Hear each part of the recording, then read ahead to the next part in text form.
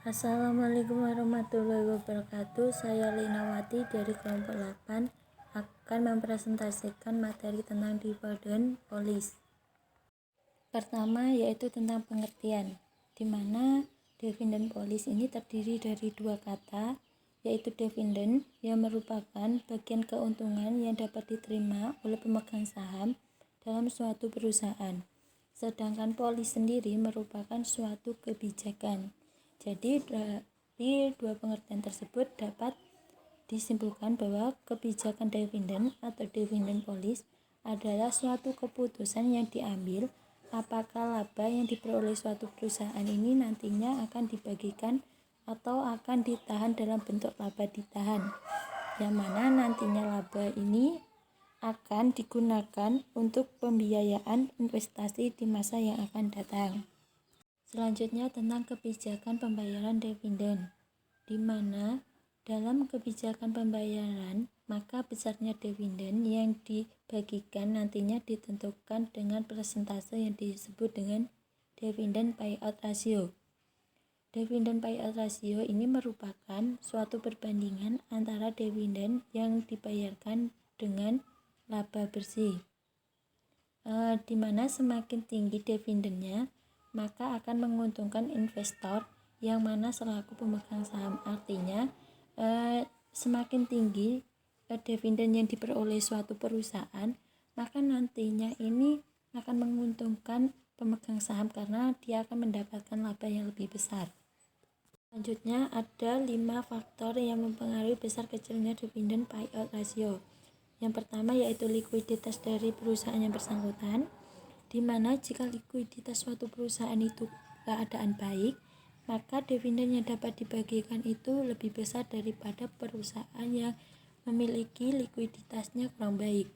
Yang kedua yaitu keperluan dana dalam melunasi utang, di mana jika suatu perusahaan ini akan melunasi utangnya dengan segera, maka dividen yang dibagikan ini kecil dibandingkan dengan perusahaan yang tidak memiliki utang ataupun yang memiliki utang namun pembayarannya ini masih lama. Yang ketiga yaitu tingkat investasi yang direncanakan, di mana jika suatu perusahaan ini merencanakan suatu investasi yang cukup besar, maka dana yang dapat dibagikan itu lebih kecil daripada perusahaan yang tidak merencanakan investasi. Yang keempat yaitu pengawasan, di mana jika dilakukan pengawasan terhadap perusahaan dengan ekspansi perusahaan, maka biasanya ini memerlukan biaya atau dana sehingga dividen yang dibagikan ini lebih kecil daripada perusahaan yang tidak dilakukan pengawasan. Yang kelima yaitu ketentuan dari pemerintah. Nah, biasanya ketentuan dari pemerintah ini khusus perusahaan yang bersangkutan dengan pemerintah seperti BUMN.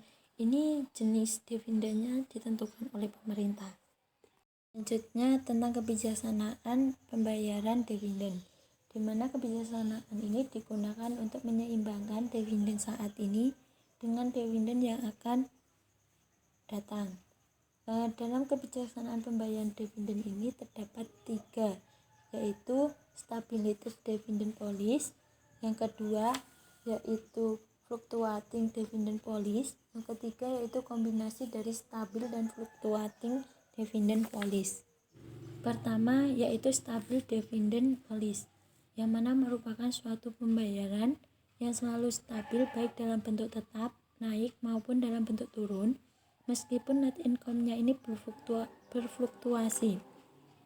Kebaikan dari stabil dividend policy ini yaitu 1. Harga saham ini akan naik dikarenakan para investor ini meyakini bahwa perusahaan tersebut itu akan mendapatkan keuntungan. Yang kedua yaitu jika terjadi penurunan harga saham, maka tingkat penurunannya ini akan lambat. Yang ketiga yaitu apabila perusahaan itu sudah go publik, maka tingkat penjualan sahamnya ini akan lebih mudah. Gambar dari stabil dividend policy seperti ada dalam gambar tersebut, di mana dividen tetap ini terletak di garis tengah bawah. ya tidak naik, ya tidak turun. Yang kedua yaitu fluctuating dividend policy, di mana fluctuating dividend policy ini merupakan suatu pembayaran berdasarkan hasil keuntungan perusahaan di akhir periode, di mana apabila suatu keuntungan perusahaan ini meningkat dalam akhir periode, maka pembayaran dividennya juga akan meningkat.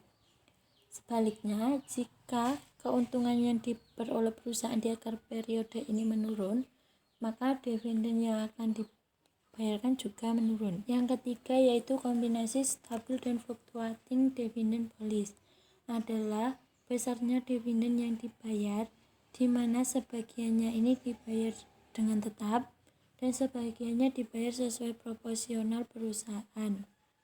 Yang persamaan matematis tendensi sahamnya yaitu menggunakan rumus PC sama dengan D ditambah RA per RC dikali E dikurangi D dibagi RC, di mana VC merupakan harga saham, D merupakan dividend payout per lembar, RA merupakan produktivitas of return earning of firm, RC adalah market capitalization rate, dan E adalah earning per share of common. Untuk gambar kombinasinya bisa dilihat di gambar. Selanjutnya tentang jenis-jenis dividen dan perlakuan saham, di mana terdapat 4 jenis dividen dan perlakuan saham, yaitu stock dividend, stock split, reverse split, dan repurchase of stock. Yang pertama yaitu stock dividend, di mana stock dividend merupakan pembayaran dividen yang memakai saham. Artinya saham digunakan sebagai pembayaran. Karena dengan adanya stock dividend, maka diperlakukan penyusunan atau diperlukan penyusunan kembali struktur modal suatu perusahaan. Ini dikarenakan proporsi kepemilikan pemegang saham ini tidak berubah. Sebagai contoh dapat dilihat di sampingnya, yaitu laba setelah pajak sebesar 3M sampai ke bawah. Dengan adanya neraca di situ, maka dapat disimpulkan apabila semula pemodal ini memiliki 100 lembar saham seharga 30.000 per lembar, maka kekayaan yang diperoleh ini sebesar 3 miliar. Namun setelah memperoleh stok dividen, jumlah sahamnya ini akan bertambah menjadi 120 lembar saham dengan harga per sahamnya ini sebesar 25.000. Maka kekayaan yang diperoleh ini tetap sama. Artinya ini akan perusahaan perlu merubah struktur modal perusahaan. Dengan pertambahannya saham, maka harganya ini juga akan berubah. Yang kedua yaitu stock split, di mana merupakan suatu pemecahan jumlah lembar saham. Stock split sendiri mempunyai tujuan untuk menjaga agar harga saham tidak terlalu tinggi dan untuk menjadikan pertumbuhan perusahaan ini lebih cepat, sehingga akan meningkatkan harga saham yang lebih cepat. Contohnya, sebuah perusahaan memiliki jumlah saham sebanyak 1.000 lembar sebelum stock split terjadi. Dengan harga per lembarnya ini sebesar 1.000, maka kekayaan yang didapat sebesar 1 juta. Sedangkan setelah terjadi stock split, jumlah saham ini akan mengalami pemecahan menjadi 2.000 lembar dengan harga per saham ini menurun seharga 500, maka kekayaan akan tetap sama sebesar 1 juta. Yang ketiga yaitu reverse split, yang mana merupakan suatu pengurangan jumlah saham yang dilakukan oleh suatu perusahaan. Hal ini bertujuan untuk menaikkan harga pasar saham. Untuk contohnya, misal sebuah perusahaan ini memiliki jumlah saham sebanyak 1.000 lembar sebelum terjadi reverse split. Dengan harga per lembarnya ini sebesar 1.000, maka kekayaan yang didapat ini 1 juta. Sedangkan setelah terjadi stock split, jumlah sahamnya ini berubah menjadi 500, artinya berkurang. Dengan harga per saham ini atau per lembar saham ini sebesar 2.000 yang mengalami kenaikan dari 1.000 menjadi 2.000, maka kekayaan ini akan tetap sama, yaitu sebesar 1 juta. Yang terakhir yaitu repurchase of stock, yang mana merupakan pembelian kembali saham yang sudah beredar. Misalnya, ada dana sebesar 750 juta, kemudian dibagikan sebagai dividen, maka dividen per share ini sebesar 750 juta dibagi 2 juta, menghasilkan 375. Kemudian 375 ini ditambahkan dengan harga saham yaitu 7.500.000 sehingga menjadi 7.875.